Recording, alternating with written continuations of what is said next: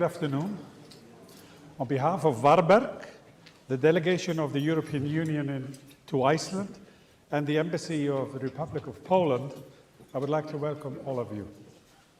I'm particularly happy to see how many of you were able to come. It's a full house. But for those who were not able to attend in person, we have a streaming service available on our website and most of the local media as well. Europe faces major security questions in today's rapid changing world. What are the key issues for NATO and the European Union in ensuring continued security and defense? What are the particular implications in the North Atlantic and in the Arctic? These are some of the questions our excellent speakers will address here today. Without further ado, I would like to start by giving the floor to Pawel Bartoszek, parliamentarian and chair of the Foreign Affairs Committee of Alþingi.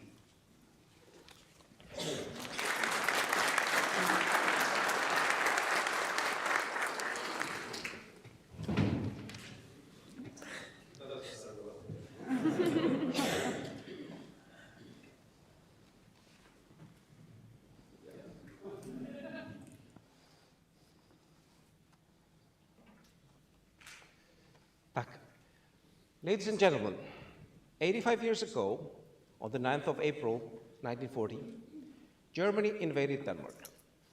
On that day, Iceland became de facto fully independent state, a neutral independent state with no army. Well, that did not last too long. On the 10th of May, the British troops landed in Iceland. Iceland became occupied. Reykjavik was filled with soldiers, barracks, bunkers, war equipment, air defenses. Many of the decisions made by the occupying forces, such as the location of various airstrips around the country, still shape the country today. These events have shaped the national psyche in various ways. This was, from every technical standpoint, an occupation. But of course, this occupation varied greatly from those occupations experienced by countries in Europe who were occupied by Nazi Germany or the Soviet Union. It had huge impact on the history of the country. It put strains on the society in many aspects, although there were obvious economic benefits as well. It had a strong impact on our culture.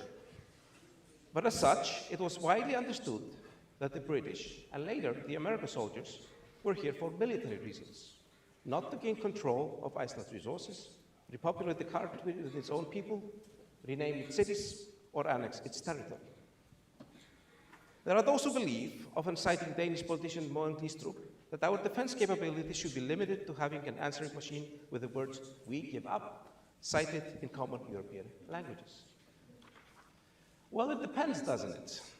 If being temporarily occupied by a benevolent or harmless superpower, which has limited impact on society and leaves after it has completed its military objective, then sure. But without turning the speech into an alternative history horror film, there are worse things that can happen, for sure. And statistically speaking, looking at the history of almost every European country, they often do. So giving up and waiting things out can work out. It did work out for Iceland, and in fact, oddly enough, it kind of did work out for Denmark as well. But let's be honest, it did work out because there were countries and nations that did not give up and did not wait things out. The occupation of Iceland by Allied forces during the Second World War has also shaped the discussion about defense in a different way. We probably realize that it will be very hard for Iceland to counter a full-scale invasion by one of the world's military superpowers. Which means that people say, why should we bother at all? Why waste the money? But obviously, again, these are not the only threats. There's a joke I heard that a typical coup d'etat traditionally involves about capturing 3 buildings: the presidential palace, the TV station, and the Sheraton Hotel, where all the foreign journalists are staying. Now, we find this scenario absurd, but we've had an incident in Icelandic history, not recent history, already.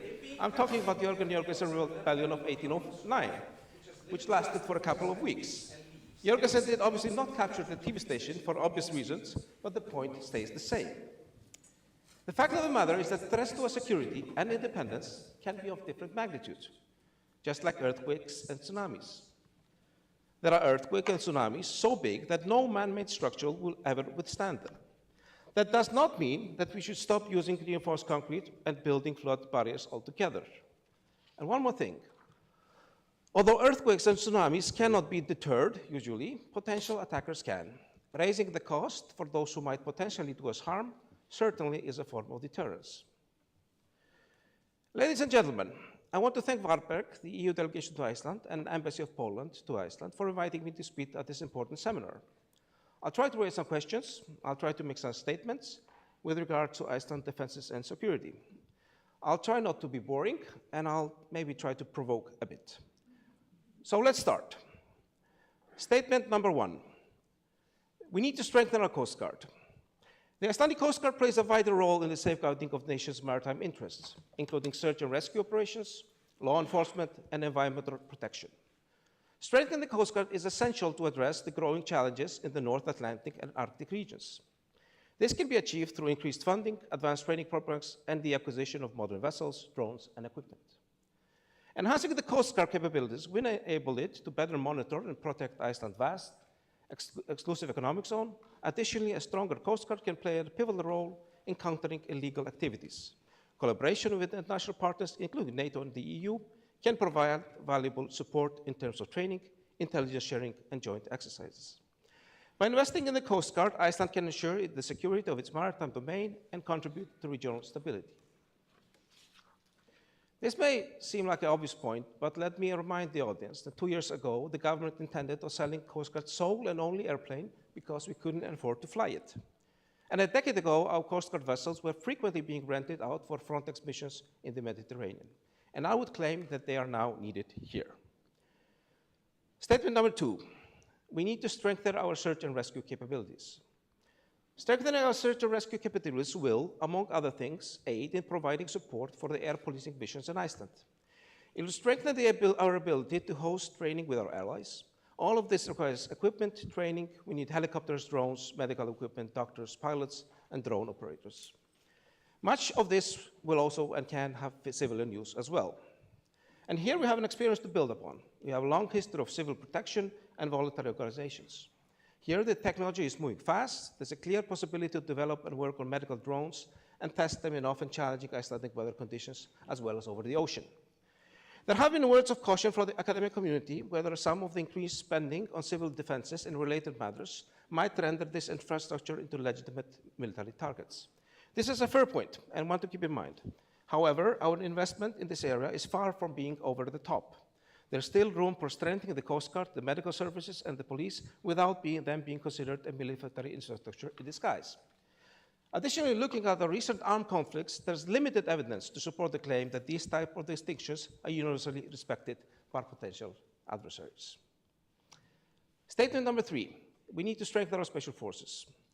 Enhancing the capabilities of Iceland's police special forces is crucial to addressing the wide range of security threats, including terrorism and organized crime. These specialized units require advanced training, state-of-the-art equipment, and robust support systems to effectively respond to high-risk situations. Strengthening the special forces involves not only improving their tactical skills, but also ensuring they have access to the latest technology and intelligence. This includes investing in communication systems, surveillance equipment, and protective gear, and so on, as well as increasing the number of people with training to respond to high-risk situations. Capable special forces should act as a deterrent for some level of security threats. Hopefully, as with every such force, we will not have to use them. They will be training and performing other tasks most of the time, but the state needs to think for the improbable, especially if the improbable can pose an existential threat to the state itself and the society it serves. Statement number four, we need intelligence. Now we are raising the stakes a bit and moving a bit away from the comfort zone of the domestic public discussion. But I will maintain that we need to strengthen our capabilities when it comes to gathering information, analyzing it, and assessing potential threats to the state. Now again, if nothing bad happens, then usually no one cares. But if something does, then people will not be very forgiving. They will ask, why didn't the state take necessary measures to protect us? And rightly so. The state does have an obligation to provide security to the people and protect the very foundation the state itself. Now, there might be temptation to call this something else other than intelligence. People might be tempted to call it by some other names other than intelligence service to sedate the opposition to it or of fear of being ridiculed. But I do think that we need honesty here, because if you want to monitor something, we need to acknowledge the fact that it exists. States with intelligence services do have means to monitor them and hold them accountable. They have ministers directly responsible for them, laws governing these types of activities. They have parliamentary oversight committees. It's very hard to have a parliamentary oversight committee for something that supposedly isn't even there. Step number 5, we need another reserve airport for Keflavik. Establishing a new airport to serve as a reserve for Keflavik is a strategic necessity for Iceland. Keflavik International Airport is not only the primary gateway for the international travel, but also a critical hub for logistical operations. In times of crisis, having an alternate airport can ensure continuity of operations and provide fallback option if Keflavik should become compromised. This new airport would need to be equipped with necessary infrastructure to handle both civilian and military aircraft, ensuring it can support a wide range of operations. Additionally, it would serve as a strategic asset in enhancing Iceland's overall resilience and operational flexibility. The development of this airport would require careful planning, significant investment, collaboration with international partners to ensure it meets the highest standard for security and efficiency. By establishing this reserved airport, Iceland can enhance its strategic depth and ensure it remains a reliable partner in regional security efforts. Statement number 6, we need solid protection of our critical infrastructure. I think we all know about recent acts of sabotage or potential sabotage against critical infrastructure in Europe. I'm talking about underwater cables being cut and damaged. I'm talking about acts of arson aimed at warehouses. And most recently, we've seen an incident at Heathrow that grounded and delayed hundreds of flights across Europe. Assuming that we are exempt from this type of activity is naive and irresponsible. Our power grids, our communication links, our water supplies, our key ports and airports, our fuel supplies, our media outlets, etc. We need to take seriously the surveillance of these and in some cases take measure of active defense against potential threats against them. Now, a small, tiny statement number 1. I think we should join the EU. This is probably not a shocker coming from a lifelong Europhile. Being a proponent of the European Union and Iceland being a part of it, I believe that EU membership can significantly strengthen Iceland's security. In any case, I think we should work as closely with Euros as possible, not to replace NATO or the US, but to add more pillars to our security. Membership would provide Iceland with access to EU's collective security mechanism, including European Defence Fund and PESCO, which facilitate joint defence projects and enhance military capabilities. Additionally, EU membership would enable Iceland to participate in EU's comprehensive approach to security, which includes addressing hybrid threats, cybersecurity, and countering disinformation. The EU's emphasis on solidarity and mutual assistance would ensure that Iceland receives support from other member states in times of crisis and provide such support herself, thereby enhancing Europe's overall security and resilience. It's sometimes claimed that the EU is not a defense alliance. Well, let me be clear. I'm not saying that it can replace NATO. Of course not. NATO is a powerful and vigilant military alliance, which I support and I hope to see grow inwards and outwards. But the mutual defense article of the Treaty on the European Union clearly states, if a member state is a victim of an armed aggression on its territory, the other member states shall have towards it an obligation of aid and assistance by all means in their power, in accordance with Article 55 of the United Nations Charter. Now, this sounds like a defense clause, and it's called exactly that. Again, I'm not saying this replaces NATO or our defense treaty with the US, but I'd rather have this than not. Ladies and gentlemen, as we delve into these discussions today, let us remember that security is a collective responsibility. Iceland's security is intertwined with the security of Europe, North America, and the Arctic region. We are seeing an unprecedented interest in the debate about security and defense here in Iceland. And as a final note, the problem with public debate about these issues is the same as whenever we talk about potentially rare but catastrophic events. You either sound crazy or you're too late. Ladies and gentlemen, thank you, and I look forward to hearing the discussions here today.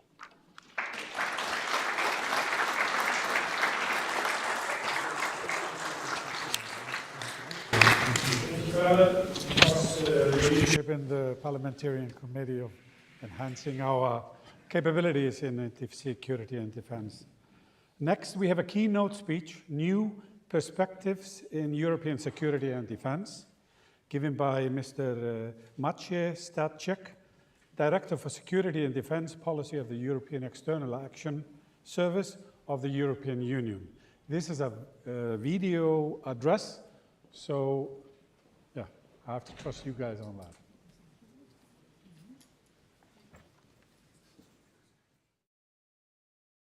Dear Excellencies, distinguished guests, ladies and gentlemen, let me express first my regrets that I could not physically join you in Reykjavik today. We deeply value our close cooperation with Iceland, and with your unique location you can indeed grant us new perspectives in EU security and defense. But at least I can join you virtually and speak to you about recent far-reaching developments in the framework of our common security and defense policy. The international context in which we operate is changing dramatically. We can hardly keep up with the constant influx of breaking news. Our geopolitical environment has never been so insecure and unstable.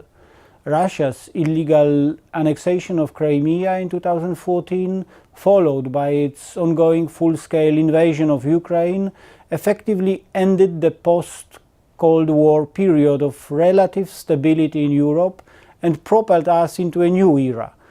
So how do you react to these new developments? First, our mindset changed.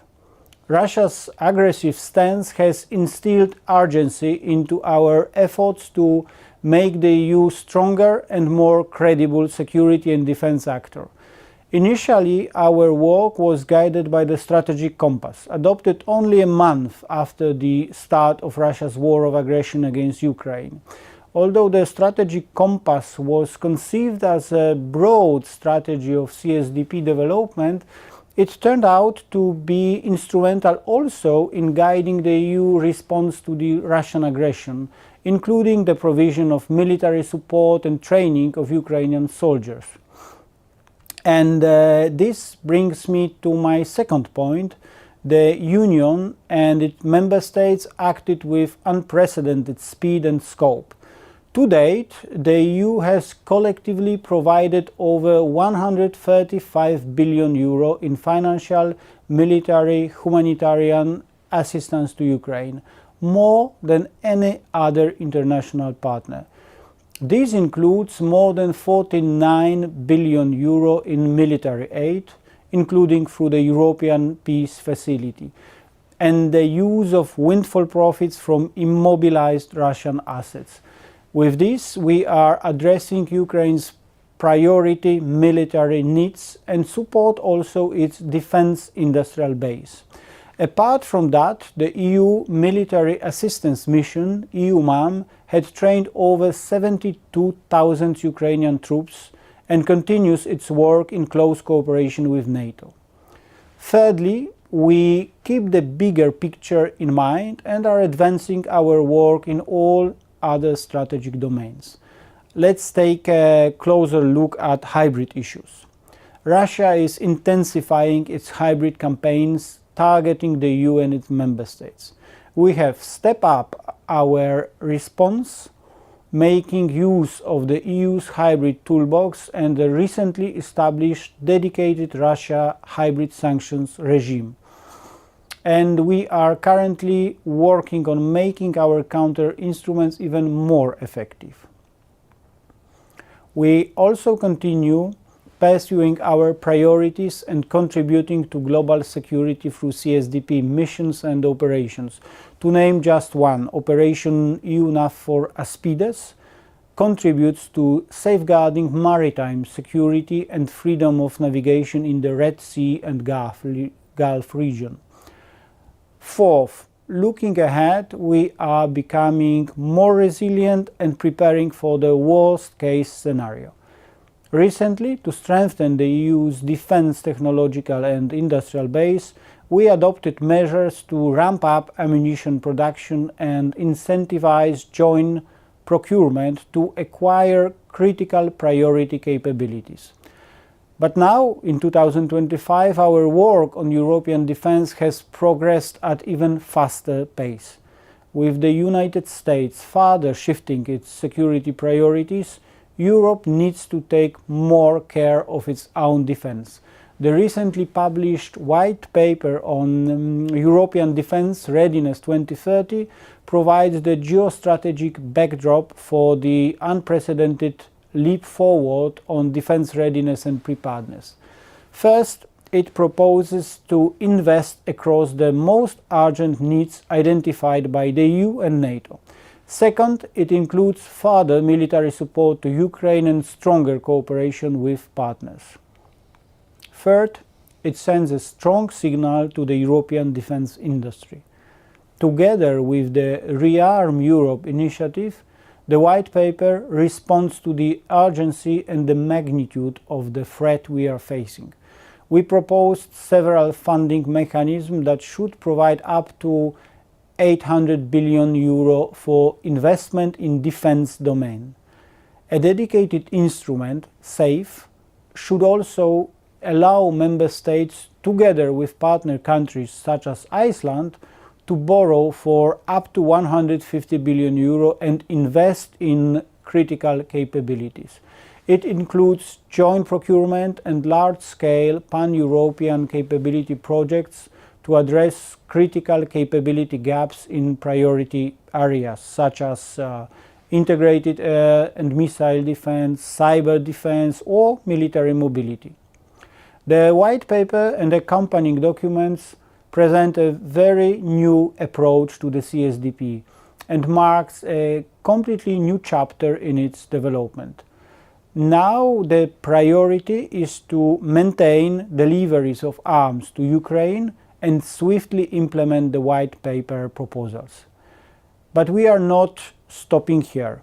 Last week we presented a preparedness union strategy that will help the EU better prepare for all sorts of crises ranging from natural disasters to the possibility of armed aggression. With a whole of society and whole of government approach, we will be able to better tackle these challenges. And lastly, let me underline that we are not alone. The strategic partnership between the EU and NATO is vital for Euro-Atlantic security. For the majority of EU member states, NATO is the bedrock of their collective defense. The initiatives I just mentioned enhance European and transatlantic security, meaning they are complementing NATO. We want also benefit from renewed momentum in EU-NATO cooperation. Over the past year alone, we established new structured dialogues, providing us with framework to deepen cooperation on space, emerging and disruptive technologies, climate and defense, cyber and defense industry. I hope I was able to give you a flavor of the magnitude of the EU's activities in security and defense. Now the main priority is to kick into high gear and progress on implementation for ourselves and for Ukraine, to ensure peace and security on our continent. Let me finish by wishing you very fruitful discussions. Thank you very much. The role of EU and NATO. We have a group of distinguished experts on the subject. Mr. Jean-Pierre van Aubel, expert on defense policy and strategy, Strategic Compass, European External Action Service of the European Union. Maybe ask you to come up here. And Mrs. Lucina Golk-Kozak, Deputy Director of Security Policy Department of the Ministry of Foreign Affairs in Poland. Dr. Erlingur Erlingsson, military historian and former Icelandic diplomat. Mr. Jonas G. Allansson, Ambassador and the Director General for the Defense and Security at the Ministry of Foreign Affairs of Iceland. And then Dr. Magnus Árniskjöld Magnusson, who who is an associate professor at the University of Viðburður, who will moderate the discussion. Magnus, the floor is yours. Thank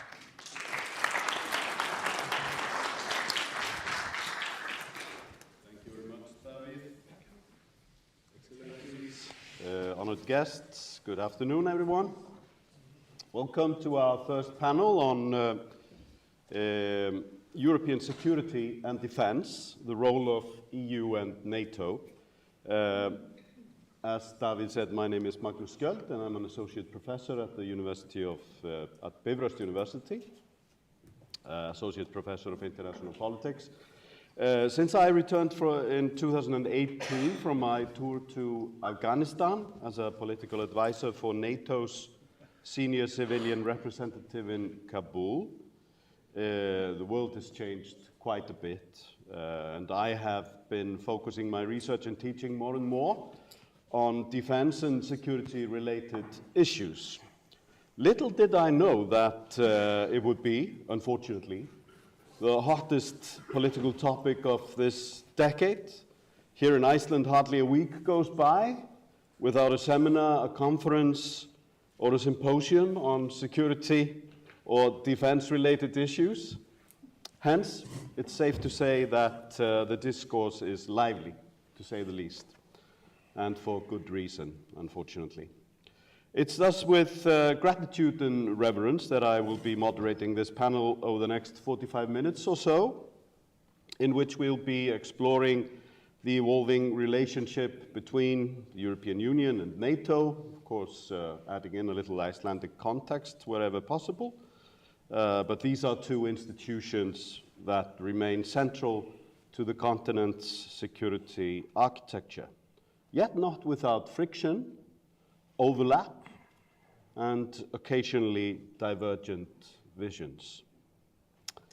We're fortunate to have with us today a very distinguished panel representing different vantage points, policy, diplomacy, and the historical perspective. We, of course, have Jean-Pierre Van Obel, expert on defense policy and strategy at the European External Action Service, and a key figure in the development and implementation of the strategic compass of the European Union and the main author of a white paper on European defense readiness, 2030. Then Lucina Gold-Kozak, Deputy Director of the Security Policy Department at Poland's Ministry of Foreign Affairs, bringing a frontline view from a country central to NATO's eastern flank and EU's strategic thinking.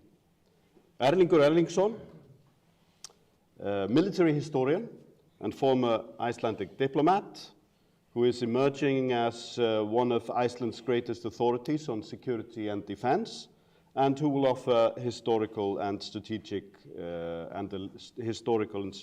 lens on transatlantic security cooperation and Iceland's role within it. And last but not least, Jónas G. Erlandsson, Director General for Defense and Security at Iceland's Ministry for Foreign Affairs, who will provide an insight into how a small non-military NATO member engages in today's rapidly changing defense in today's rapidly changing defense landscape. The panel will proceed in three parts. First, each of our panelists will be invited to give a very brief opening statement to share their initial reflections, no more than 2 to 3 minutes each. I'll then pose a few directed questions to each of them aimed at teasing out some of the core themes and contrasts in their perspectives. And finally, if time allows, we'll open the floor to questions from the audience. So please keep those in mind as we go. With that, let's begin with our first speaker, Mr. Van Obel. Thank you very much, Magnus, and a real pleasure to be here with you. You've heard my director, Maciej Stadej, giving a complete overview of what we're doing at the European Union, but let me take you back a little bit to the fundamentals of this. Why are we doing it, and what are the core principles here that we have to take into account. One of those core principles, and we all see the world changing, we see it every day, and every day we are waiting for what is coming the next day. But as European Union, we still very much stick to core principles, which are a rules-based order, which is the respect for international law. And I think that is very, very important in everything that we do. Now, as I said, the world is changing around us. We see a lot of things coming at us that ranges from natural disasters as a consequence of climate change, to hybrid attacks, to disinformation. And yes, unfortunately, we've also seen that conventional war, full-scale war, is back on European territory. And that's not something that we can deny. Now, there's a very old saying in Latin that says, if you want peace, then prepare for war. And that sounds very harsh. As a European, I'm still getting used to that. I very much admit it to you. I'm Dutch. I'm also coming from a culture where we're not really used to war. Perhaps it's different if you come from other countries in Europe. But it is, unfortunately, a reality. And it is something that we need to take into account. And that is the basis for all these documents. And because when you hear this, you might think, this is the European Union writing a lot of strategies, producing documents. Now, what is all this? And I can imagine that you think that. But this is the reason. Because we're facing so diverse threats and challenges at different levels. And no, they don't come one after the other. They all come together. And this is something that we have to prepare for. And that was actually the one strategy that was also referred to, preparedness strategy. And this is not just the responsibility of governments. This is not just the responsibility of international institutions like the European Union or NATO for that matter, or the UN. No, this is also something very much for civil society. You need a whole of government approach to tackle these topics. That is very, very important. And it means that all of you here, but also the people that are not here, you need to be aware that these things are going on and how we can best be prepared for that. And then you come to very simple questions like, can we do 1 week without electricity? Can we do 1 week without internet? And unfortunately, I think it's no different in Iceland than in my country. The answer to that would probably be no today. And that's the reason why you need to protect yourselves, why you need to protect your citizens, why you need to invest in this. And investing in this ultimately also means investing in defense. And that is the white paper that we're doing. That's why we speak about defense readiness.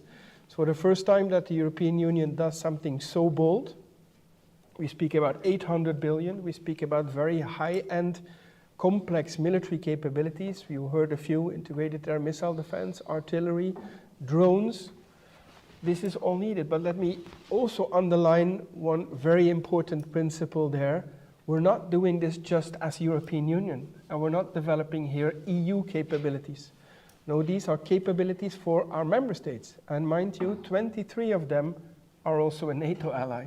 So obviously these capabilities are based on experience that we have on the battlefield in Ukraine, but also elsewhere.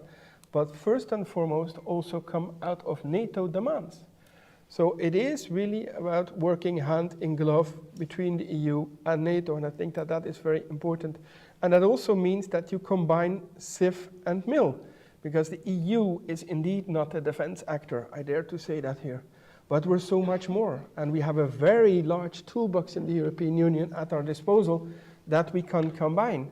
And all the challenges that I mentioned, they are not purely military anymore or purely defense. You need this wider toolbox, and that is why it's so interesting to do this in the European Union, but also with NATO. And lastly, and let me stop there, and I know I went beyond the 2 minutes, apologies. What is very important is that we don't do this in splendid isolation. The world doesn't stop at the borders of the European Union, obviously not. The world is so interconnected today. So we do this together with partners. And partners are very important for the European Union, and I hope also that the European Union is important for our partners. And it needs to be a mutually beneficial partnership, of course, when we do this partnership. But we do this with a whole lot of countries in the world now, and not just the usual suspects anymore. We're also looking to partners, for example, in the Indo-Pacific.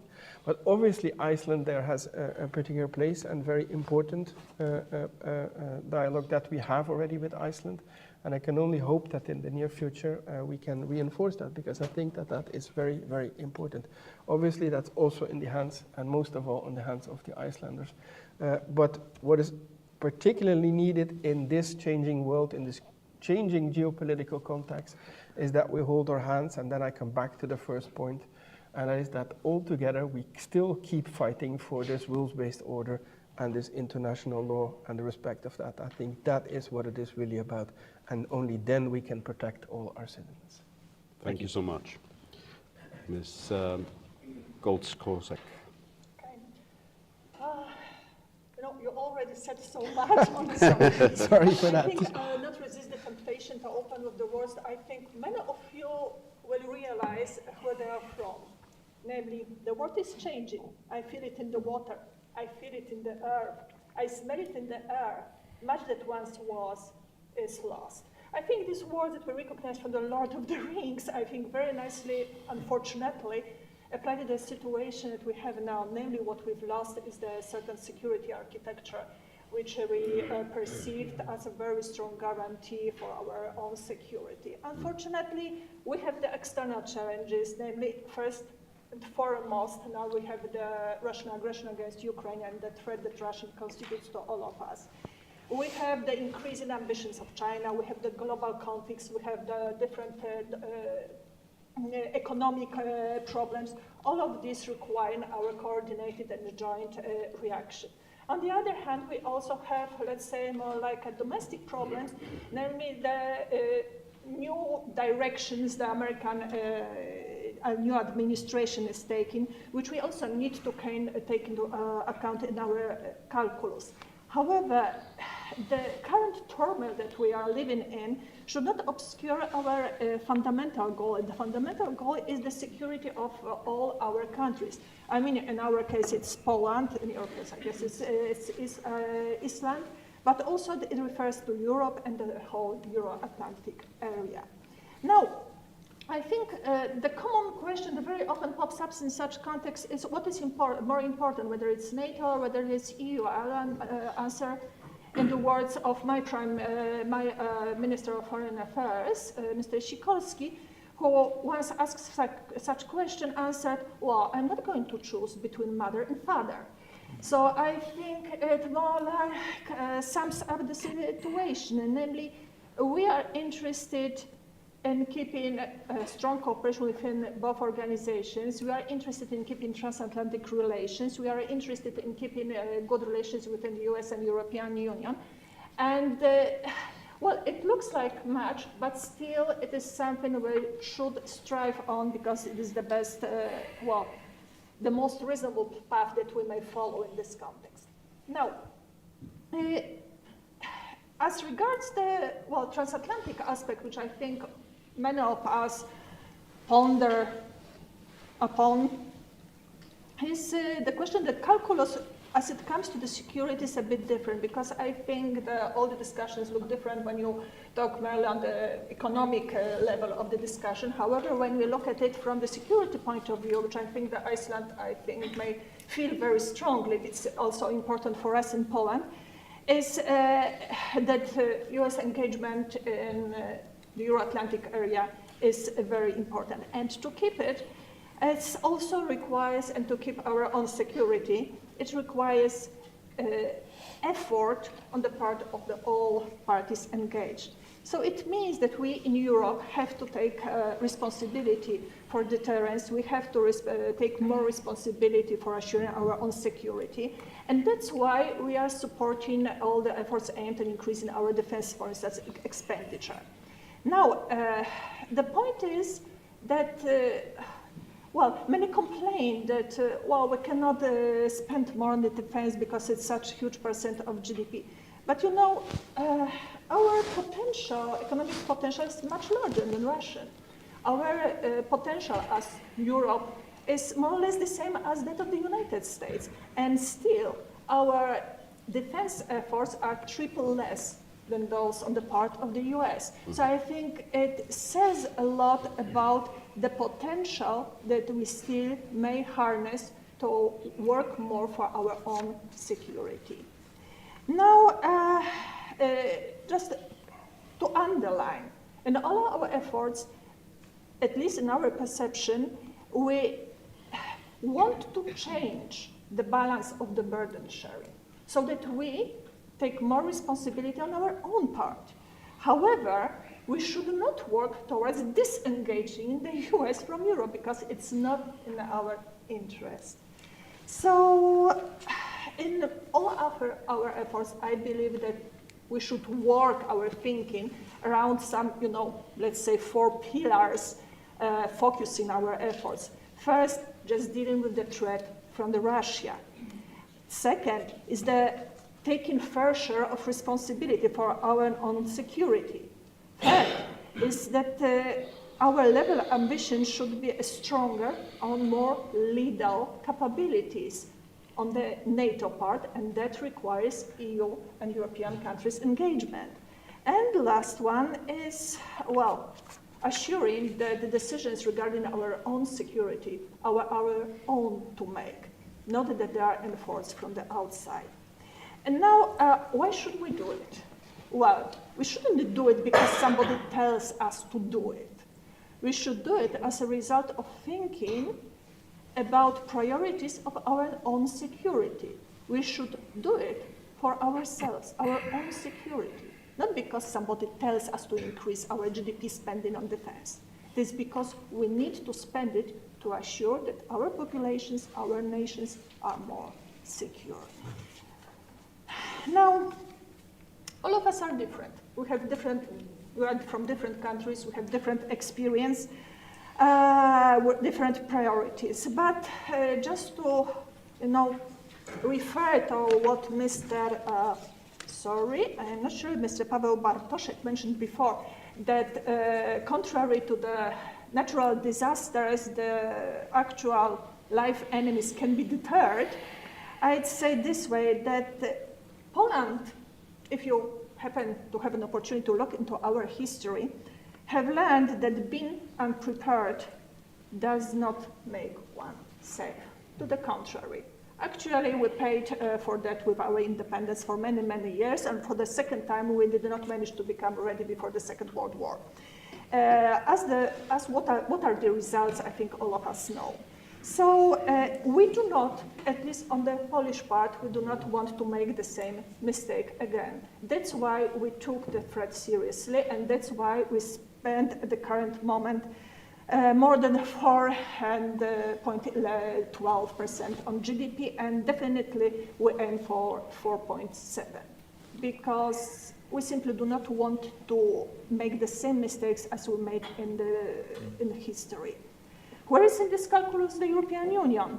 Well, I think that aside from the economic aspect and other beneficial effects, because now I refer only to the security, we should make use of all good instruments that we have at hand.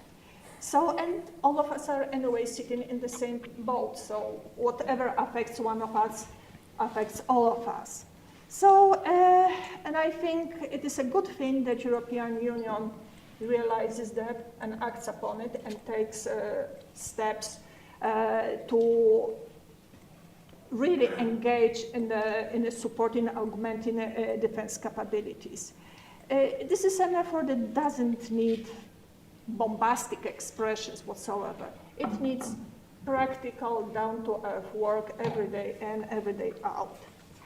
So in this context, we welcome very much the white paper, a document which sets stage for further developments and the developing defense capabilities and the increase in European investment in arms production. Of course, it will not be implemented from day to day. It will take some time just to introduce certain implementation mechanisms. It still requires works, but it is a good starting point, something that we need to work very earnestly and try to make it as soon as possible, because we don't have much time. And in this process, we will make not only the European Union stronger, we'll also make NATO stronger. We'll make both of these organizations and ourselves more resilient, more deterring, and more able to defend themselves, all of us. So from our point of view, no, there is no choice between mother and father. We have to have them both. Thank you. Erlingur. Thank you for the invitation, and thank you for the very generous introduction. I think we all agree that Europe faces a challenge, to put it mildly. I think also Europe is facing a situation where it's being underestimated by three major players. It's being underestimated by Russia, it's being underestimated now by the Americans, and it's being underestimated by Europe. I was thinking about this, and I sort of thought back to a story that President Truman told after the Potsdam Conference, where big powers came together to decide the fate of other countries and draw maps. And Truman told a story to his aides that Stalin was talking about the fate of Poland in this case. And Churchill objected to some part of his argument, saying, well, the Pope is not going to like this. And Stalin reportedly twirled his mustache and said, well, how many divisions has the Pope? And the point of this here is obviously Europe is not in the business of religion here. That's not our power, unlike the Vatican.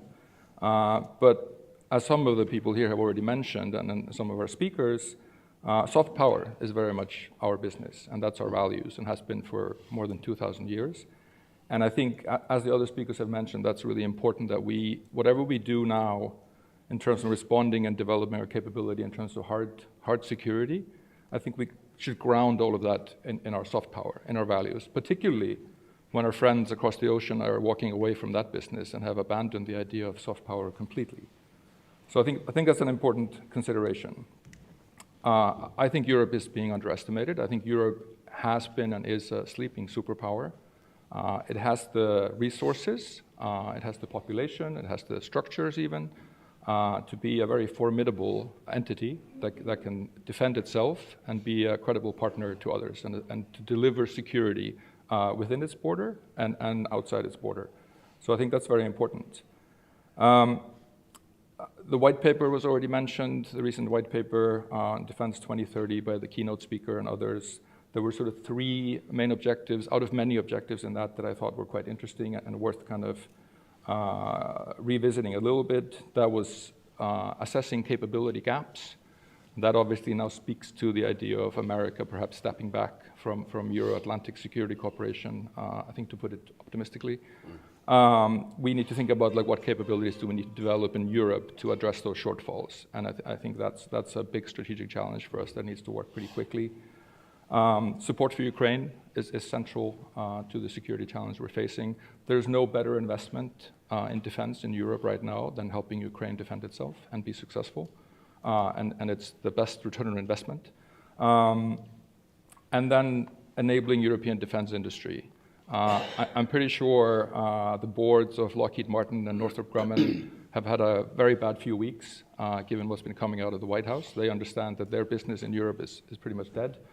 And the European policy document talks about strategically building up European defense industry and defense capabilities. That's really important.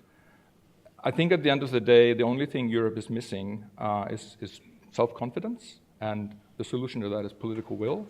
Even if some member states would object to particular solutions or particular avenues, there are ways in the Lisbon Treaty you can navigate around that. You can build coalitions, you can solve that problem. It's just a question of political will, and I'm getting more and more optimistic that that's emerging in Europe, given the conditions we're in. Thank you very much. Jonas. Thank you, and thank you for the invitation. As other speakers here at the panel have pointed out, we are going through turbulent times. We see Russia waging continuous war against Ukraine, the challenges that we see from China as well, also internal dynamics that are difficult in many of our like-minded states and among many of our allies. We are, of course, we have Finland and Sweden joining NATO. That happened quite quickly. We have Denmark abandoning the opt-out to the EU defense cooperation.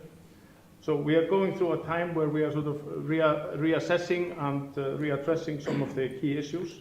We are, of course, here in Iceland not immune to this. We have been increasing our participation in security and defense cooperation in NATO significantly. We are supporting our allies, not least the US, and their operation here in the North Atlantic. And there is another pillar sort of developing. The regional defense cooperation is developing quite fast among the Nordics. Also, sort of the European dimension of that is something that is deepening. And I think the key here is also the continuous support to Ukraine. We are actually doing things today that I think many Icelanders would have thought impossible a few years back, supporting the defense of Ukraine. There is also a much broader debate on security and defense in Iceland, and much more open than it used to be before. It used to be very much sort of in the trenches, but now we are actually asking not if you're for or against something, but what we should actually be doing. And the government has now is working with committee of parliamentarians, is working on a defense policy, the first one that we actually have here in Iceland, and I think that will be very interesting to follow. NATO and EU is working much closer together, both on the practical and I think on the political level as well. We are also, we see that there is a full complementarity there, and we should, when we talk about defense, of course, NATO is the bedrock of collective defense, as has been said here many times. But defense is from missiles and tanks to societal trust. I mean, it has a broad spectrum. It reaches from the undersea cables up to the satellites in the skies. So there is lots of room for cooperation there. As has been said here before, the US is shifting the focus more to the Indo-Pacific. That's actually not new news. That has been going on for, this focus has been there for more than a decade. And there's a call and a need for Europe to step up within sort of the European pillar of NATO and develop the capabilities that we need there. We are, I mentioned earlier, sort of at the beginning, that we are working closer with EU now than we have before. That is, the main focus there is actually on resilience, hybrid, cyber, and the issues that are sort of related to societal resilience. And that's, of course, key. And I think it was for the first time in Iceland that we had a conference of dual-use technology. That was last week. And it was interesting to hear that there's also lots of room for innovation, because as we increase defense expenditure, it's important for societies to see also the opportunities for their own businesses and communities, so that this is also investments in our own society. And that was a very interesting conference, the first one in Iceland, which says, I think, a lot. Thank you. Absolutely. Thank you very much. Jean-Pierre, I want to start with a question for you. And I think I want to step into the EU-US relations, since we've been seeing events playing out. For instance, last night in the Rose Garden of the White House, a trade war on the horizon. Obvious disagreements on the future of NATO between Europeans and our US partners, and even, how should we say it, a surprising approach of the current US administration towards the sovereign status of two NATO members, Canada and Denmark, in lieu of Greenland. How do you see the current defense cooperation within NATO, which has, in tandem with the European integration process, kept the peace in Western Europe for over 75 years? Will it recover from this, or how do you see it developing? I mean, I hope I'm not being unfair to you as Thank you for that this question. Very pertinent question today. Well, of course, I think we all regret the steps that are being taken on various fields lately, last night also, and I think ultimately this is in nobody's benefit, also not in the American benefit, if you ask me on a personal note. That being said, I very much agree with my right-hand neighbor who said that, and that is also, and that has, I really like the remarks about confidence. And if you're confident, You're not going to sit in a corner and wait until you get bashed and then say, oh, somebody's bashing me. And that's a little bit the tendency that we sometimes have in Europe, that we all see it coming to us and then say, oh, what's coming to us? Let's look at our own strengths and let's work on our own strengths and let's get a bit more confident and let's further work on those issues so that we don't get ourselves in that situation. And that also applies to defense. And the call for Europe doing more, in my view, is a justified one. Let's face it, many of these threats that we are speaking about here today, we are facing them. They're coming in our direct neighborhood, neighboring countries even. They're affecting our population, our citizens. So why would we then call upon somebody else to take care of that? We need to also be able to do that ourselves. And I'm not saying with that that we should not depend on the Americans anymore, that we should kill our relationship with the Americans. On the contrary, like my right-hand neighbor, I think our relationship with the Americans is very important. But we should also take our own responsibility. And that is the package that has now been put forward to 27 member states by the President of the Commission. And she gave the leaders a clear choice. Is that you can do two things. You can do what we've done in the past 20, 30 years, and that's called incrementally modeling through, or you can take bold decisions and big steps and take care of your own business. But there is actually a choice. It's not that we don't have a choice. And that's what we are, as Europeans, start to realize now, I think, perhaps the hard way. Perhaps not the way we would have liked it to realize, but that's what's going on. And these are the steps that we need to take. So again, I really hope that now the 27 member states with partner countries are taking those bold steps. There's huge opportunities to do it now. And also, it doesn't harm our relationship with NATO. On the contrary, I think it's precisely about that. The problem in NATO for the last 30 years in terms of lack of capability, in terms of lack of investment, in terms of a backlash on technology, are not the Americans, to a certain extent, also not the Canadians, also not the Turkish. It's the European countries. So they need to step up. And that's what we need to do now. And I think there's this opportunity to do it. And if not now, then when?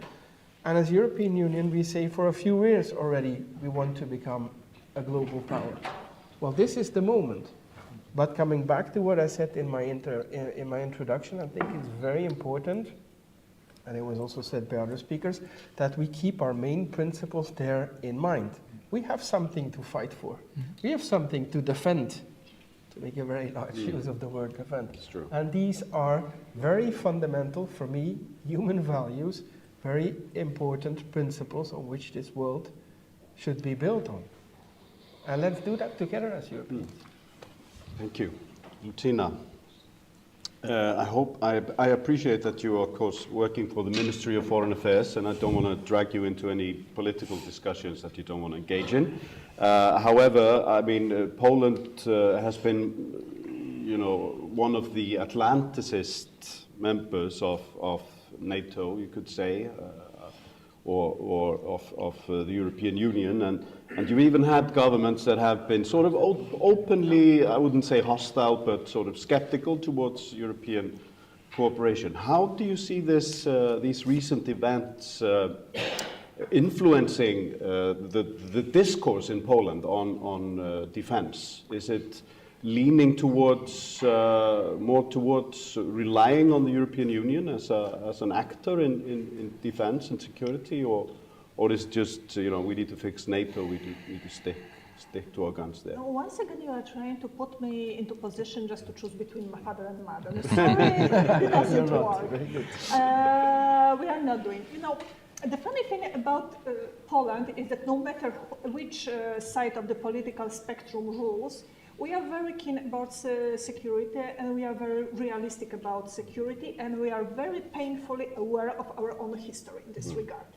So the threshold of the spending of the defense set up before during the previous coalition is maintained and is kept by the current coalition, and still we are working just to rise it up and still to beef up our defense capabilities. So it doesn't change. Second thing, I think even before the change of administration in the US and the current different types of problems that occur there, we always advocated development on the European side of certain capabilities, allowing it to participate in taking over greater responsibility for their security. But apparently it was not the right moment at the right time, because some countries were not interested, some countries did not see at that moment the need to invest more in the security. Now they see, and now the process is starting. However, we are very realistic also about it. It will take some time to build it up. You cannot build certain capabilities from day to night or even from month to month, sometimes even from year to year. But at a certain point in time, we have to start this process. And we always supported developing those capabilities.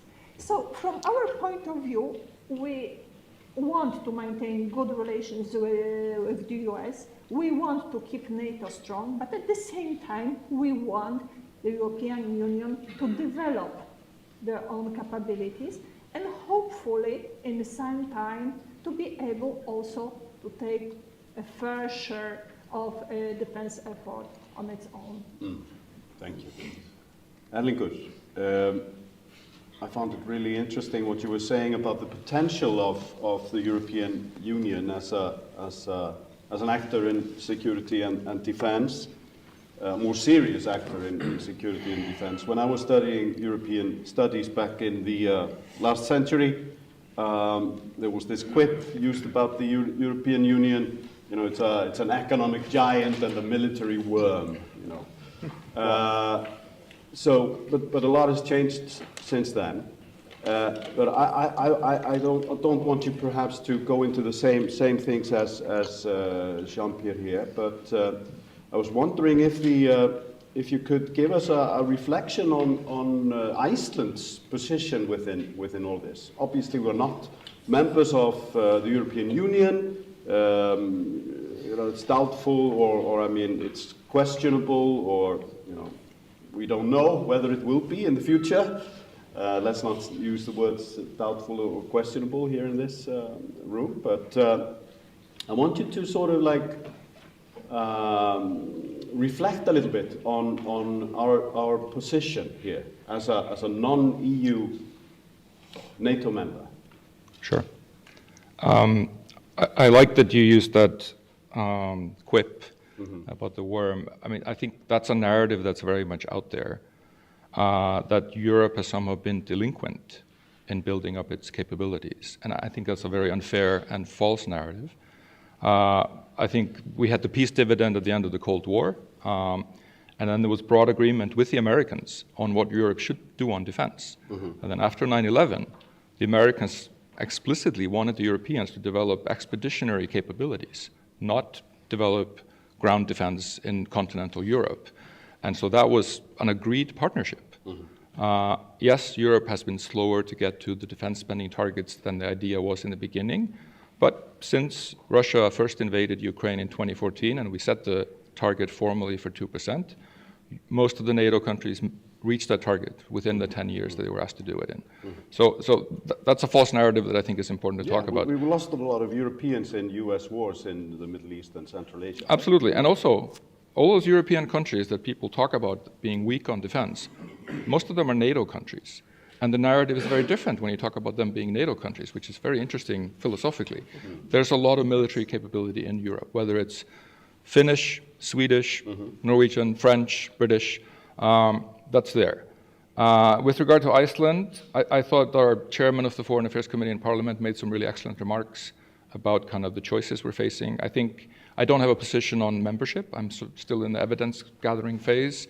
But I think it's clear that the difference now from the last time we went into the accession process after the crash in 2009, then it was very much an economic question.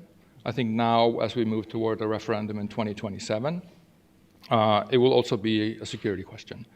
And I think it's premature to say where we're going to be on defense and security in Europe, even on peace in Europe at that point. But that's an important consideration I think we should think about. But below the threshold of accession and becoming part of the European Union, there's a lot we can do. I know we have robust dialogue with the Europeans on security. And let's not forget, the European Union is sort of a primary actor on hybrid threats, on resilience, and things like that, stuff that's very important to us. Actually, stuff that is probably more relevant to us on defense than armored divisions and things like that. So we should expand that dialogue. We should have a formal arrangement with the European Union on defense like I think the Norwegians already have. So we should be like tending to the architecture here and the dialogue and deepen and strengthen that as we build up our own capabilities on defense, both in terms of sort of staff level experience and expertise and also actual defense capabilities. Talking about the architecture, Jonas, you are the Director General for Defense and Security at the Ministry of Foreign Affairs, which is sort of our defense ministry, you could say. Now, probably the sort of top official in defense matters at our governmental level, aside from the minister. As we've heard from, as we all know, and the reason we're here is because recent years have been eventful when it comes to the issue of national security, even here in Iceland. Can you reflect a little bit on what has particularly changed in your work over the last 3 years or so? I think the main change has been that this is now high on the political agenda. Usually you have a little bit, I've been working on this for now almost 20 years, and it has been very difficult to sort of talk about this and put forward and discuss policies on this, because this hasn't really been on the political agenda. So that makes it much easier in a way, but also much more difficult, because then you have to be more concrete on things. But I would say in the last 3 years, we have actually taken significant steps. I think some of them people are actually realize now, and there is certainly an interest in that, and there's a greater focus on that. And I would say the main achievement is that we are few people we have lots of skill sets, small institutions, but I think the most important part is that we have managed to bring together the different institutions, also based on sort of a broad approach to security. If you look, for example, on the undersea cables, there are different perspectives on those cables. If you look at it from the Coast Guard perspective, from the police perspective, from the perspective of the companies, from a national security perspective. So what we are trying to do is to bring all the different actors so they work closer together. And I think not least the Coast Guard, the National Commissioner of Police, the CERTIS Computer Incident Team, and many other agencies and individuals that are part of this ecosystem of security and defense are now working much closer together than they ever did. And for us as a small nation, this is the key. We need to continue along these lines, also because the challenges are usually, they have many layers. And they will not only be solved with tanks or missiles, but you have to have a broader approach. Absolutely. Yeah. Thank you very much. I think we have time to open the floor for some questions. Yes, maybe 2 questions. I guess I'll get some help from the gentleman here from the EU mission. So are there any questions out there? Anyone who wants to raise their hand? Do you see one? Just take one of these, sorry. Thank you.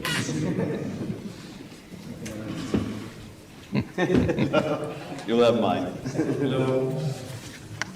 Thank you so much to the panelists and to the board. Yes, please, if you could stand up and introduce yourself. Yes, my name is Carlos Esteso. I'm social reference of the Spanish Agency. And thank you for the invitation. I would like to, thanks to the panelists, and I have a question specific to Ellingur and Jonas, taking Lucina image of father and mother. I hope that Iceland will get mother and father soon. I would imagine myself as a mother thinking father NATO and mother EU. So what do you think, and also taking an advantage that we have so many Icelanders here, how do you think that the referendum, and I would like to link the two ideas, EU and security and defense, the referendum of 2027 and the defense question. So how do you think the result of the referendum would affect European security and defense in 2027? So if Iceland say no in 2027, how would it affect the European security and defense policy? And if they say yes, how would it affect in the upcoming accession to the EU? It's a very interesting question. Thank you so much. Thank you so much. So maybe we'll take the second question as well, perhaps? Or should we answer it right away? What will you say? You're the boss. I'm the boss. So let's take the second question. Is there another question? No? Okay. I think Yeah. It's a very flattering question. How does this decision by 400,000 people in Iceland impact all of Europe? I mean, I love this question. I think it's great. Usually, our influence is limited to volcanic eruptions when it comes to Europe. I honestly think it would not be of great consequence, but it's hard to be in the prediction business right about now. I think everything we're seeing happening in the US, to me, was very predictable. What Europe is going to do when she finds her confidence is less predictable. So I think the answer would just depend on where we are in 2027. Have we helped the Ukrainians defend themselves? Have we resolved that conflict? I think I'll just sneak in a little point here, building on the sort of self-confidence and the political will. I think the reason the Russians invaded Ukraine was that, and we have to admit this, our deterrence failed for whatever reason, and it failed very badly. And the point of deterrence is that it's always a dangerous game. That's the nature of it. And so I think we Europeans now, as we discuss European forces guaranteeing some sort of peace in Ukraine on the ground, that comes with risk and it requires bravery. And we must not wait for the permission of the guy sitting in the Kremlin to do it. That's the only way we're going to re-establish deterrence for the Russians, and that's important for not just the security of Ukraine, but of Narva, of the Finnish border, all of Europe. And I think that's what we have to do. Thank you very much. Jonas, would you like to add to this answer? I think it was partly answered by Erlingur, so I will take maybe a little bit of a refuge in his answer. But I think the key is we are living in a time where things are changing very fast. Mm-hmm. It will be interesting to see how Europe steps up, both sort of the European dimension within NATO, mm-hmm. how that's going to evolve, but also sort of the cooperation that we have now evolving with regards to supporting Ukraine, the coalition of the willing. I think that's very important. Ukraine will be front and center, however things will turn. And I think it's important also to sort of to think about the partners, to work closer for Europe and the EU and the partners to work closer together. I think we see it quite clearly in the coalition of the willing, where we have UK, Norway, Iceland, Turkey, everyone working together. So I think there is lots of opportunities to develop this cooperation further. So, absolutely. Thank you very much. Time flies, good people, and we are running out of it. I want to thank all our panelists for a truly insightful and thought-provoking discussion. I also want to thank our organizers, Varberg, Samtökum Vestræna Samvinnu, the EU delegation to Iceland, and the Polish embassy in Reykjavik. And finally, I want to thank you in the audience for your attention and engagement. We now turn to the next item on our agenda, which is, after a brief intermission, the panel on security issues in the North Atlantic and the Arctic, focusing on EU-NATO complementarity. So don't go far. Thank you very much. Thank you. panel, I want to make a portrait. We have a full house here, where we have many hundreds of people looking at this streaming with me. So stay tuned. Stay tuned. Portrait.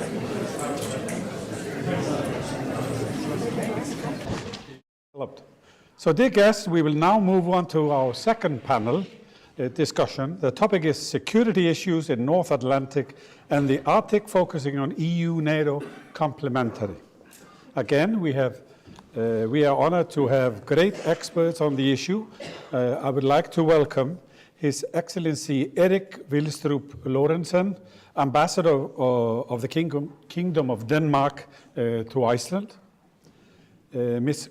Claude Veron Reville, European Union Special Envoy for the Arctic Matters at the European External Action Service of the European Union.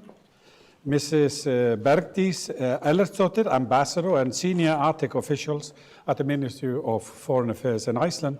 And then Mr. Roy Nordfom, Lieutenant Colonel, NORA, NATO Liaisons to Iceland, Joint Force Command Brusum of NATO. To moderate this panel, we have Mrs. Rakel Þorbergsdóttir. She's a communication director and former news director of the State TV. So, Rakel, the floor is yours. Yeah, I think I'm lacking on the microphone. Yes. Bring it to you. Thank you so much. Thank you, Davíð, for the introduction and the invite to moderate this second panel. And we will be, as he said, focusing on the North Atlantic, security issues in the North Atlantic and the Arctic. I'm not going to go into your background. You were introduced quite nicely, I think. Let's just dive into it. Russia's increased military activities in the Arctic and the region's strategic importance for NATO and the European Union require increased attention to territorial security and regional cooperation. I just want to ask you all, and we'll start with you, Ambassador, from your perspective, what are the most critical security challenges facing the North Atlantic and in the Arctic? No, I think, first of all, a lot of have been said already about the security in Europe, and particularly in the Arctic. I want to mention also that when we talk about Russia, and we need to mention also China, that it's not new that they have increased their presence. It started actually, they made in 2022, they had a military doctrine in Russia where they said that Arctic was their number one priority, and China already in 2018 said that they were Arctic near state. So for us, it's been coming closer, and I want to say that for some years we still want the Arctic to be a low tension area. So for us, it was important that in 2008 we made the Arctic coastal state, the Ilulissat Declaration, which is based on UNCLOS, and it's about how we deal with things, environment, other issues, how we do it peacefully. And that was done by it's the 5 coastal states, that's Canada, that's US, Norway, Kingdom of Denmark, and Russia. And it was later also confirmed by the other Arctic members of the Arctic Council in 2018. So that is very important. But we have realized, the Danish government, for us we need to step up specifically on capacities. So what I want to mention here, and I want to mention a little more specific because it has direct influence on Iceland actually. In January we decided on what we call an Arctic Package 1, which was for 14 billion Danish kroner, and we're going to negotiate the Danish government together with Greenland and Faroe Islands and the opposition in Parliament, an Arctic package to 20 billion Danish kroner. And it's a big package, and it's basically about capacities around Greenland. But the reason why I'll mention what the content is, because everything that we use around Greenland does have an influence on our cooperation with Iceland, and particularly because we will also have some of the capacities on the Keflavik Air Base. And to say that if we were to defend East Greenland, we would have to do it out of Keflavik Air Base. So it's very specific. I'll just not go into detail, but I'll just mention what the contents are. And that's range drones, it's satellite capacity, it's 3 new Arctic patrol vessels, it's further aircraft for inspection, it's 2 coastal radars, and strengthening the presence of our Arctic Special Operations, which you know under their name, the Sirius Patrol. So all these are very specific things that we are investing in. And then I want to say on the cooperation with Iceland also, I think this is about EU and NATO, but I think it's worth mentioning that after Finland and Sweden entered NATO, the Nordic cooperation has taken on a totally different dialogue and a totally different aim, because what we didn't talk so much about earlier, which we talk about all the time now, and that's within a NATO framework, that's capacities, how we work together and how we strengthen our work. And just yesterday we bought 130 personnel carriers from Finland, because they both Sweden and Finland are very, very capable of the capacity. So it's become very, very concrete. And then I think when it comes to the EU, I think it's worth mentioning also when we talk security, that one of the biggest assets that the EU has done, that's the climate policy, which I think needs to be talked about also in terms of security. It's since 2022, the CO2 emissions have been reduced by 55% compared to 1990. So it's worth mentioning also. And lastly here, as an introduction, I will say other issues that are not hard security, because I mentioned them, that's the livelihood of people that live in the Arctic, and we are taking over the the Kingdom of Denmark is taking over the chair of the Arctic Council. In July, we're taking over the presidency of the EU. So all this will influence also our cooperation with Iceland, of course. So I think that's very important also to mention the Arctic Council, because that's about the livelihood of people that live there. And then I will say something later about the transatlantic relations. Thank you. Yes, we will pay special attention to US policy towards Greenland. We'll offer also questions on that, but we're going to stick to this topic. From the EU perspective, Claude, what would you say are as a special envoy in Arctic matters, what are the top priorities when it comes to security in this region? Thanks. Thank you very much. I had already 2 colleagues speaking about security, cooperation with Iceland, and what is going on inside the EU. So I will zoom in indeed on the Arctic and Iceland in particular. The top priority is, I would say again, repeat again, demonstrate again that we stand by the rule of law. There is a set of rules, the UN law of the sea, and we stand fully by the statements of the Kingdom of Denmark in this respect.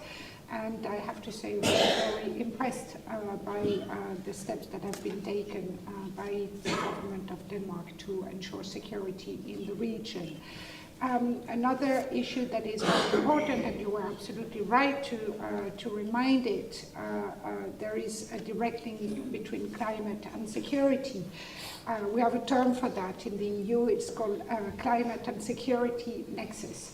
And this is a conversation that we have inside the EU, and this is a conversation that we have also with NATO when we speak about the Arctic. But this conversation keeps coming back to the EU. You, the EU, please take care of that. So we will do our best, and it's true that we are quite active in this respect already in the Arctic, because we have some key tools for that. And I will cite the one tool that many people know that is called Copernicus, which is the #1 Earth observation satellite for environmental and climate change purpose. this is an extremely potent tool that is used worldwide for this purpose. Now, talking about security in the Arctic means also keeping our attachment to scientific research in the Arctic and the ability to provide any decision makers with facts that are verified. Having a decision making based on facts that have been verified by scientists, trusted scientists, is absolutely essential. Now, because there were a lot of talks about security, I want to just mention 3 areas where the EU also have an added value, which is anything related to maritime security, since there are a number of strategies that have been issued by the EU. There is also protection of critical infrastructure. There are too, a very recent communication was issued by the EU regarding cable security, and this barbarian word called FIMI, we call that FIMI, it's a long word for disinformation, but it's acting on foreign interference and manipulation of information. And there too the EU has added value, not specifically in terms of the Arctic. These are tools that we have worldwide and that we are ready to activate as needed.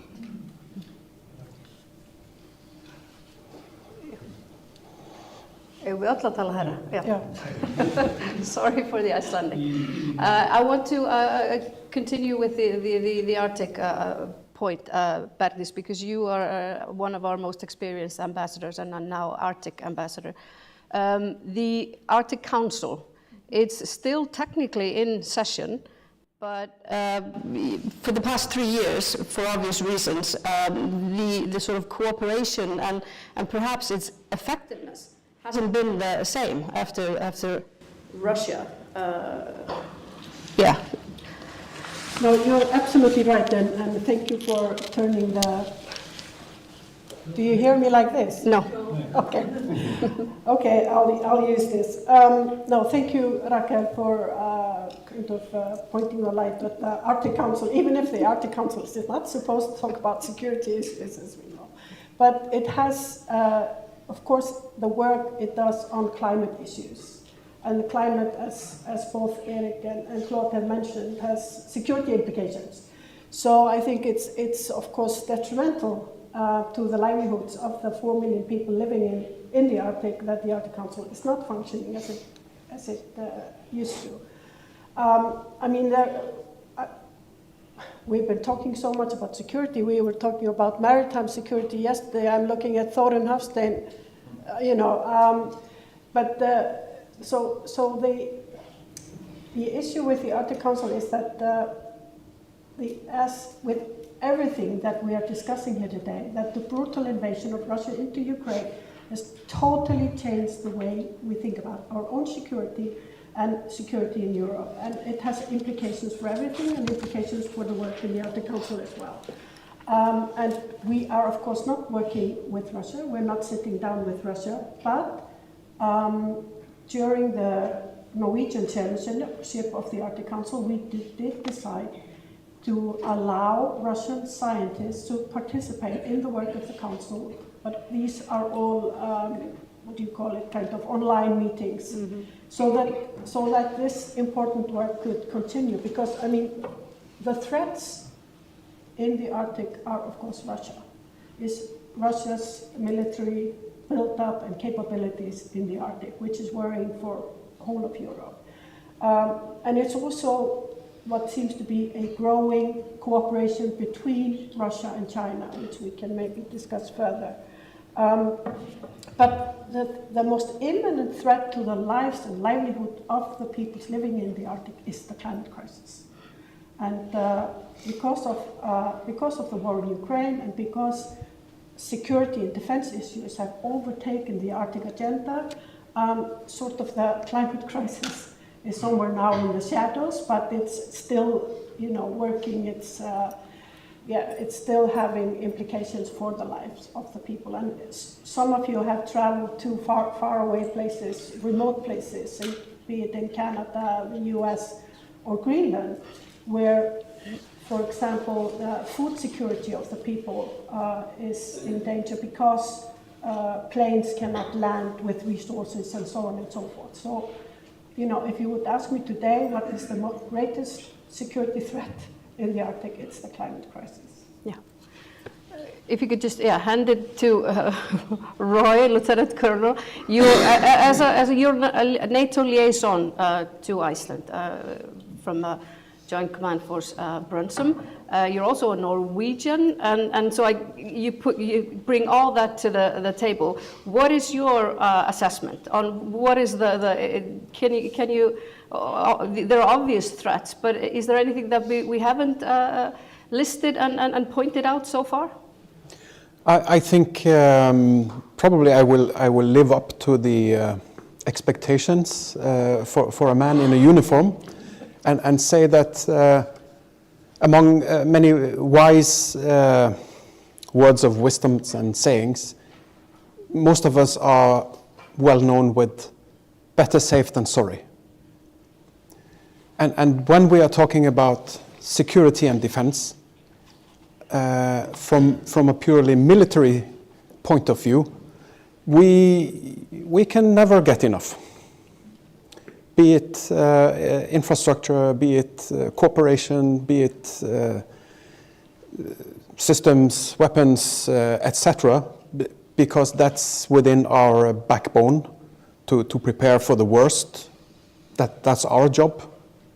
And for many years that has been quite difficult, because obviously we have not been in a situation, but then 3 years ago the biggest change came. And looking in hindsight, we should probably been able to catch it in 2014 or maybe even 2008, but we didn't, so now we are here. And I don't think that there is any special areas or resource that hasn't been mentioned, but we need, like many of the previous speakers have said, we need to step up. And working in NATO, it's a good thing. It's joyous to see that this is happening. NATO is stronger. We are building the capacity, and I think most countries are doing, I would say, a big job to rebuild the ability to defend their nations. Now, in terms of the cooperation between NATO and EU, that could become political quite quickly. But again, from a military point of view, I would say that the sharing of information, it's of the utmost importance, and having the ability not only within these different organizations like NATO and EU and so on, between the organizations and between nations. And when you, because we're focusing on this region, I imagine that you can see quite a room for improvements when it comes to cooperation and collaboration between NATO and EU. Indeed, and like the ambassador said, there is approximately 4 million people in the region. Mm-hmm. But if you look at the vast expanse of ocean and land areas, obviously the ability to understand what is going on, what we in military people in uniform call situational awareness, what is going on, and our ability to understand the implications of what is going on. Yeah. That's probably one of the areas we could really, like the ambassador from Denmark said, they are looking into purchasing drones and other resources, and obviously that is about acquiring this knowledge, this information, what is actually going on. Mm-hmm. But because obviously Iceland doesn't have a military, so when you are listing up all the assets, equipments, and everything that you constantly need to be prepared and to be able to defend. For Iceland, I imagine dual use of all kinds of assets, technology, and whatever. That would be, I guess, more the way to go. Do you have any examples for us that you could, list in like recommendations? Because I have no. Well, there's no information and no indication that Iceland is about to start or acquire a military. So as it's not on the table, at least as far as I know. So when you're putting more money from the taxpayers, and what I'm trying to get, and I'm probably not making myself clear enough, is that the dual use, it has pros and cons. Can you maybe give us an example of a good example where it has been useful, and because I know there are also some restrictions as when you can use equipment assets both for civilian and for military purposes. I think first of all this expression dual use, we use it with different meanings in different settings. Yeah. With regards to science nowadays, we talk of dual use as something maybe on the negative side. If we look at what you are saying, are there infrastructure or resources that can be utilized both for defense needs, but also to certain needs of civil society? Yes, indeed. And to my knowledge, you are already doing this a lot in Iceland, as well as many of the other Nordic or small nations, because the approach to defense and security, like has been said from clever people, it must be a whole of government approach. And not just government, but society. And I think a lot of the total defense concept that Norway and Sweden and Finland also uses, well, that is what we are talking about. There is a lot of infrastructure, mechanisms, resources that could be used for defense and security, but they are also very handy if there is a natural disaster. And that would be the same with me and my colleagues in uniform, looking back to recent natural disasters worldwide. Well, quite often the military forces are used. Because the military, according to how we look at this in NATO, it's only one of the instruments of power. Diplomacy, information, and economy are luckily the ones we use the most. You mentioned infrastructure, and if you can please pass on the mic, I want to ask the ambassador, because thank you.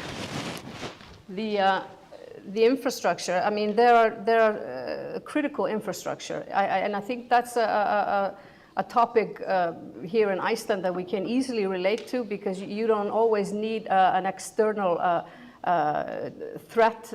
Sometimes it's just nature that provides the threat.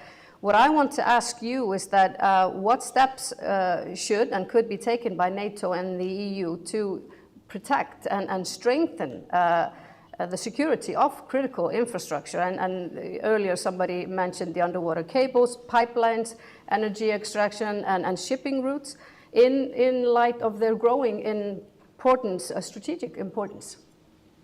No, I think that's exactly what we are looking at, and I think some of the elements I mentioned previously that we just invested in are also part of that, taking care of critical infrastructure. I think we look at also what do we see as an added value from the EU. I think the white paper that's just been presented, the preparedness, the resilience, that's exactly where we see the added value from the EU to the more hardcore investment from NATO. So I think there's a complementarity if that's what you're looking for.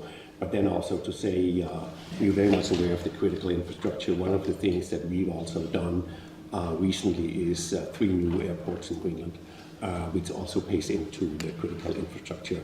We're looking very much into sea cables also. Some of them even may link Greenland with further with Iceland. So everything in that area, that's something we look into, and that's within the NATO frame. Claude? Yes, thank you. Indeed, preparedness, white paper, all these things are crucial, but there is also a set of actions that have been taken specifically for the protection of critical infrastructure. Because we need to ensure protection against hybrid threats and cybersecurity. So 2 pieces of legislation that were adopted by the EU. One is about physical infrastructure and another one about cyber resilience.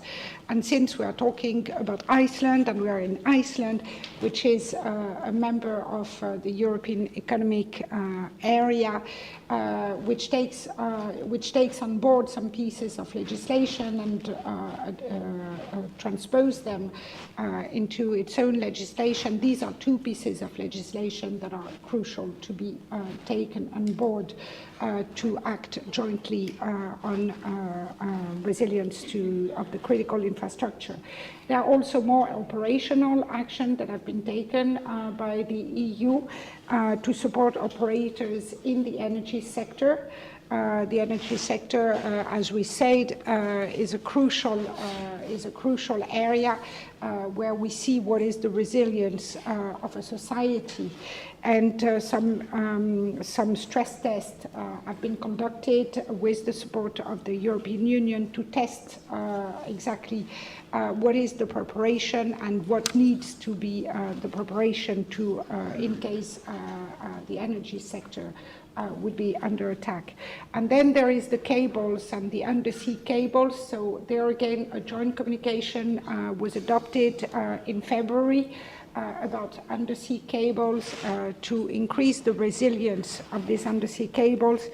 And there's an action plan. I mean, this is what we're good at, action plan and white papers and joint communication.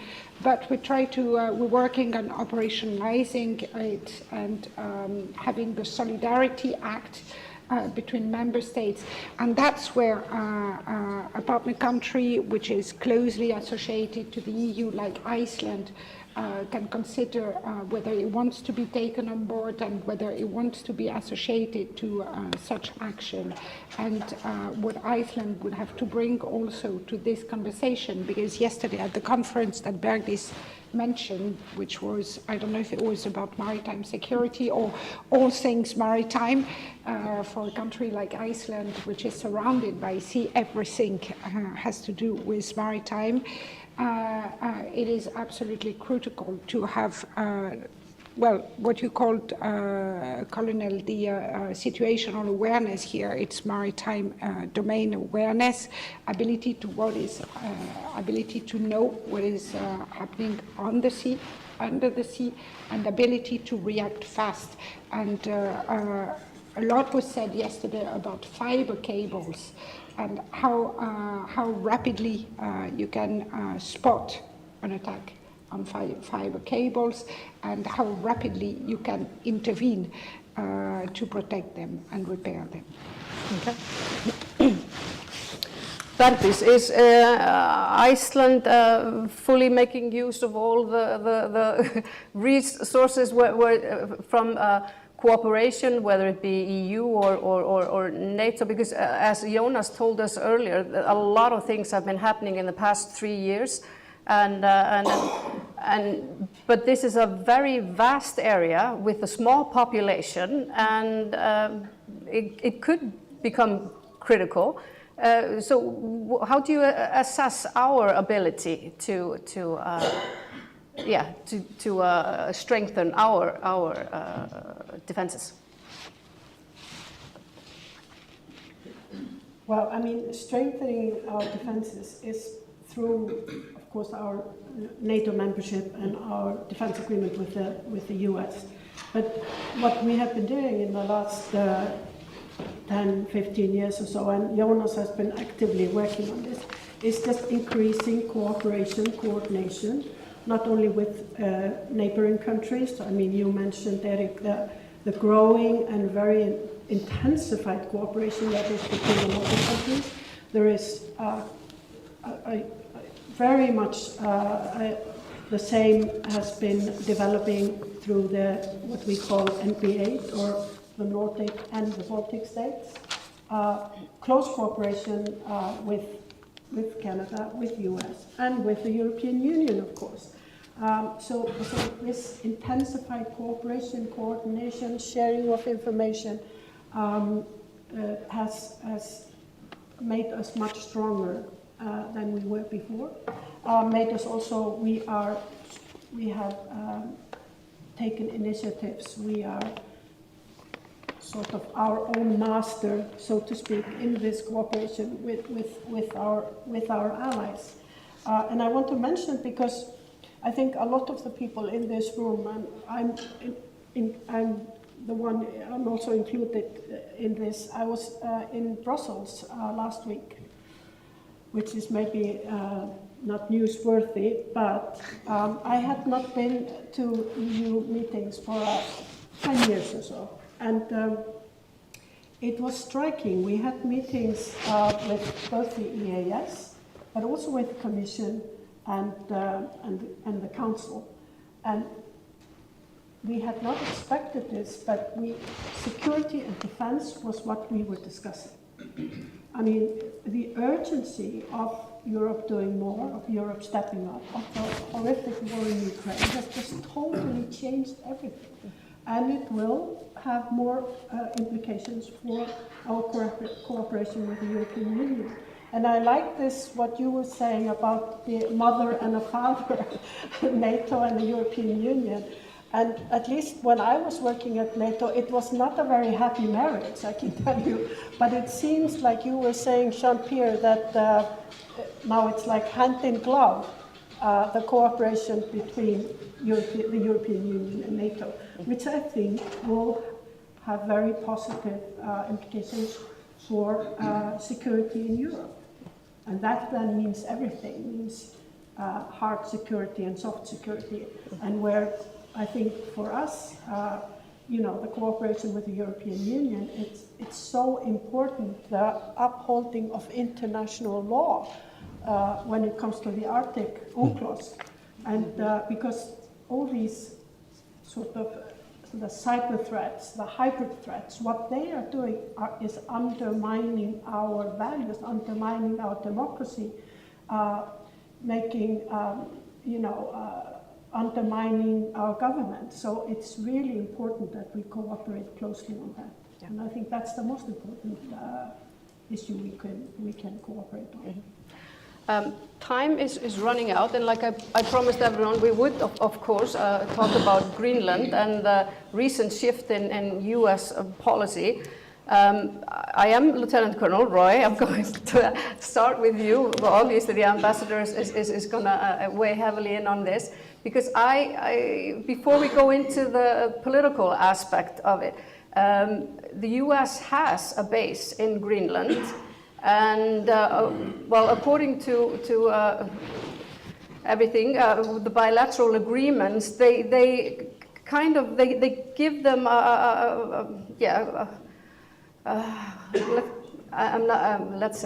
they give them quite the room to expand and even maneuver in ways that. Well, these contracts, these bilateral contracts have been in discussion here in Iceland. So my question to you would be, do you foresee, because of this shift in policy, that the US would perhaps open another base on the East Coast, move more resources and assets to Greenland in light of the shift in US policy?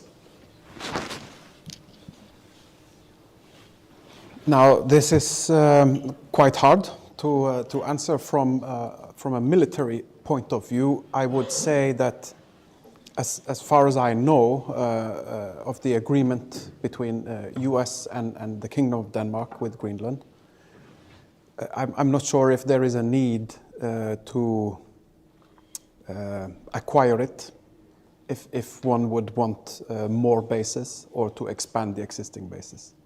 And from a military point of view, if there is a base on the west coast or the east coast or both of them, I cannot really see the difference. But it's a possibility. I mean, Well, yeah. Like we said, this is a very large area. The ice is melting. We have expectations of commercial shipping that will increase. Tourism is already ongoing, which brings some interesting perspectives into this. If we talk about safety, or also the same as security, what will Denmark, Iceland, Norway, what will we do if a big cruiser with 4,000 people have an accident in this area? So it's just a picture to say that these are enormous areas with little infrastructure, and that adds to the challenge. And also seen from a military point of view, technically, of course, it would be beneficent to have more bases, more places, because that will increase your ability to do something if something happens. Thank you. Ambassador, like I said, there's been quite a shift in U.S. policy in regards to Greenland. President Trump has said repeatedly that he wants to buy the country, and then most recently the visit from the Vice President. It has prompted, obviously, concerns in Denmark. What, if anything, how do you see this going? First of all, to say that our relations with the U.S. goes way back. We have very strong relations with the U.S. We had that during the Second World War and ever after, so they're still strong. And just to say on this comment, it's very sensitive, of course, but everything, so I'll respond, but everything I will say, just for the record also, is within the framework what has been said by the government of Greenland and from the Prime Minister and our Foreign Minister. So they've all been very clear about this possibility to buy Greenland. But to say on the work when it comes to the defense, we have an agreement which goes back to 1951. Agreement with the U.S. on defense of Greenland. It was extended in 2004 with something we call the Igaliku Agreement, where also Greenland signed up to the defense agreement.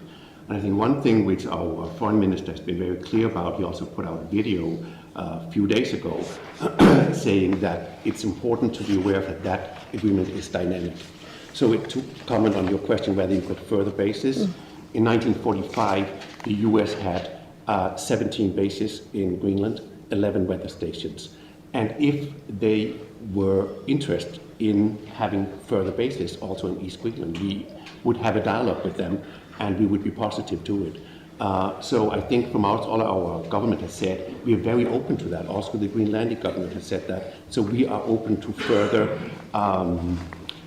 investments. But that being said, we at the same time acknowledge that we ourselves need to step up. And that's why I mentioned before the Arctic Package 1 and the Arctic Package 2, because we ourselves need to take a big step further in terms of surveillance and the Arctic vessels that will definitely have a positive influence also on Iceland. So our cooperation is very strong with the US. Of course, we do not agree when they say they want to buy Greenland, but just to say we work on it constantly. Today, our foreign minister has a bilateral meeting with Rubio in Brussels. They're not talking about Greenland, but they're talking about the Arctic. Our prime minister, she's in Greenland. She's been there for 3 days, meeting the new government. So you could say, in terms of the political process also, the political wish from Greenland. That's not changed, but I think what this process has shown is you've definitely seen that Greenland and Denmark move closer in terms of the process to further some of the things that the Greenlandic government wants. So, but I think it's important to have the overall impressions, also the transatlantic relations between Denmark and between the US. They are very strong. Mm-hmm. How does this strike you? Because I know everyone has to, be cautious and all that, but it has to cause some kind of effect and friction in the dialogue, whether it be within NATO and like it was mentioned before here, the tariffs is another thing. What is your perspective on what's been going on in US-Greenland relations?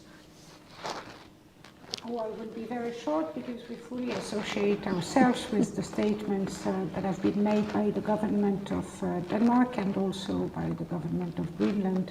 So our position is crystal clear in this respect.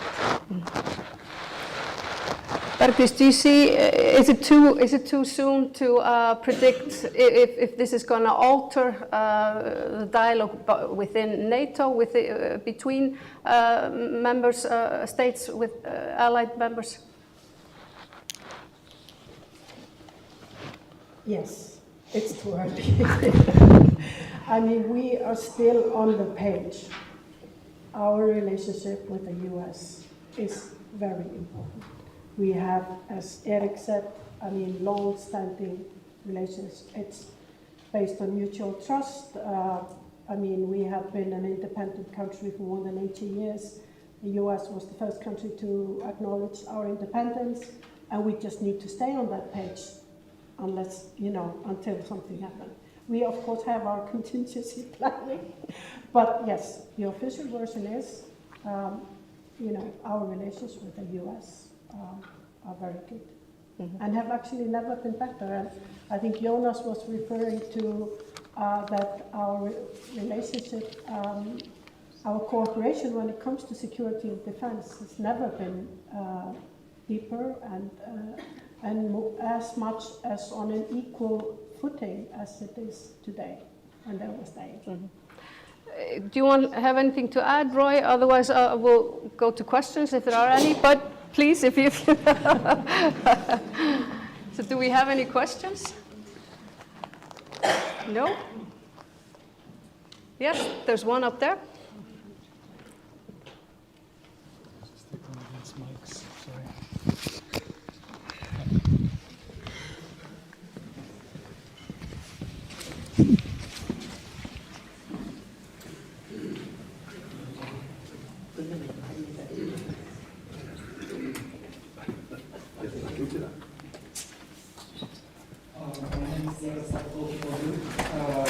I study operating rights in European cultural reasons. I'm also participating in the community of cultural ambassadors representing Ukrainian community. So my question is about Ukraine. How do you think, what is the main problem in just taking Ukraine under the common defense umbrella of NATO and helping it with restoring territories, helping it with the war and borders? Because this is not secret that people are already suffering. And those are not tens and hundreds, those are millions. And Russia is not stopping, be it Ukraine or any other country. And then, after everything, with the help of Ukraine, start strengthening common security, counting cables and warp speeds as well. Are you directing your question to everyone on the panel or some? To the NATO representative, yes. But of course, I'll be happy to hear everybody.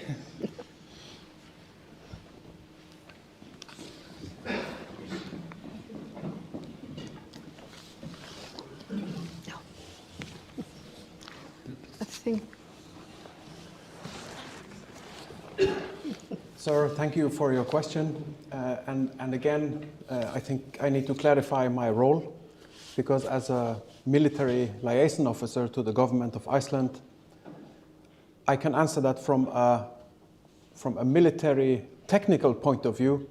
No, it's no problem. Not at all. But this is first and foremost a political question, and then I would not be the right person to have such opinions. That should be the politician's decision. But from a military point of view, indeed, definitely. We have actually run out of time, and there are no questions, so I will thank you all very much for an excellent panel, and I don't know if I'm supposed to sign off or someone else. Davíð, thank you so much.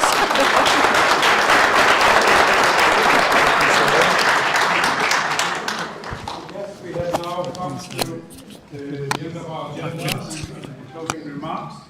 But before I conclude, I wanted to point out that we have recordings of this meeting will be published on Vimeo and YouTube channels of Varberg, and the recording will have Icelandic and English subtitles, as all our meetings have in the last years. But for closing remarks, I would like to give the floor to Her Excellency Klara Gansland, Ambassador of the European Union to Iceland, and His Excellency Alexander Kropvinicki, Ambassador of the Republic of Poland to Iceland. The floor is yours, please.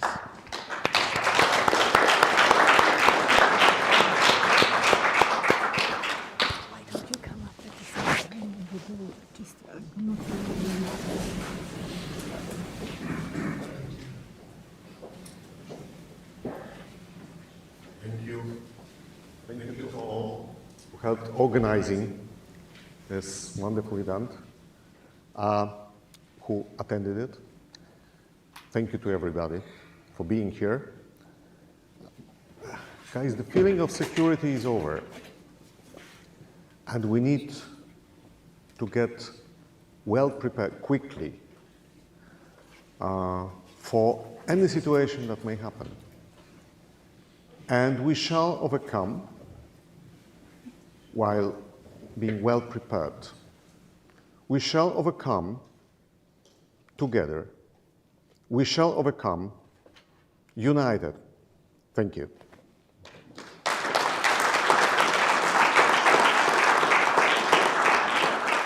So my colleague here did it so well, and we have already gone beyond our time. So I just want to thank you all for being here, and thanking the excellent speakers and moderators, and the hosts in this beautiful house of Vigdis, and the technicians up there, thank you, and all the teams who have organized that. And I think these have been 2 very well spent hours that have given us all a lot to think about, a lot of new perspectives. Hopefully we have learned something. And again, thank you for being here. So the seminar is hereby closed.